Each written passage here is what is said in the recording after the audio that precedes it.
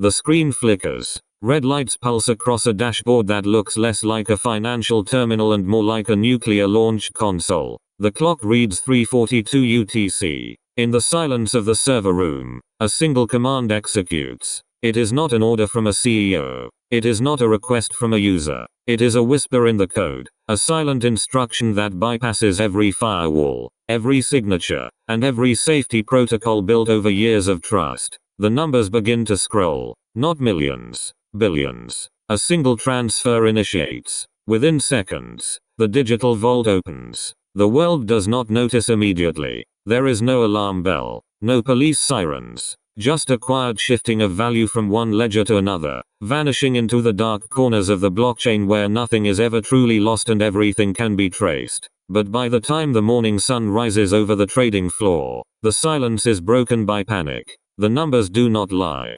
$1.4 billion has left the building. Dart. This was not a robbery in the traditional sense. There were no masked men with crowbars breaking into a physical bank. There was no gunpoint threat at a teller window. This was a digital heist, executed with surgical precision against one of the world's most prominent cryptocurrency exchanges. To understand the magnitude of what happened, we must first look at the landscape that allowed it to occur. Bybit had risen through the ranks with incredible speed. It positioned itself as the fortress of crypto trading, promising institutional-grade security for retail and professional traders alike. The exchange was built on a foundation of trust. They advertised cold storage solutions, multi-signature wallets, and 24/7 monitoring systems. For millions of users, their life savings were sitting in accounts that felt safer than a bank account. The narrative was one of stability in a volatile market. They marketed themselves as the safe harbor for digital assets.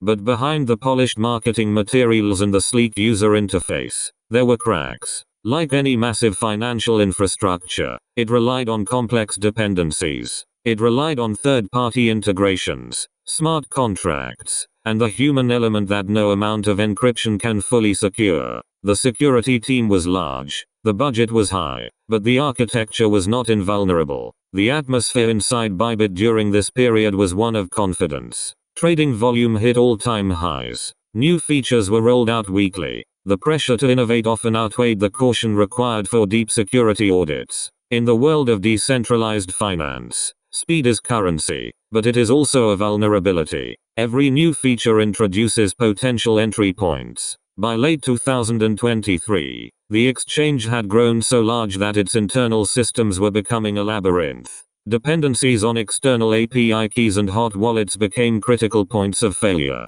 These hot wallets are necessary for liquidity, allowing users to withdraw funds instantly. But they are also the digital front door left unlocked while everyone sleeps. The team believed their perimeter was solid. They had firewalls that could withstand DDoS attacks. They had multi-factor authentication for every employee. They believed that if you were inside the network, you were trusted. That assumption would prove to be the fatal flaw. Then came the night of the breach. The sequence of events began not with a bang, but with a subtle anomaly in the API logs. An automated script, mimicking legitimate administrative behavior, began to query the exchange's internal systems. It asked for wallet addresses. It asked for transaction limits. It asked for verification tokens. To an observer, it looked like routine maintenance. The system did not flag it because the credentials used were valid. Somewhere in the chain of custody, a private key had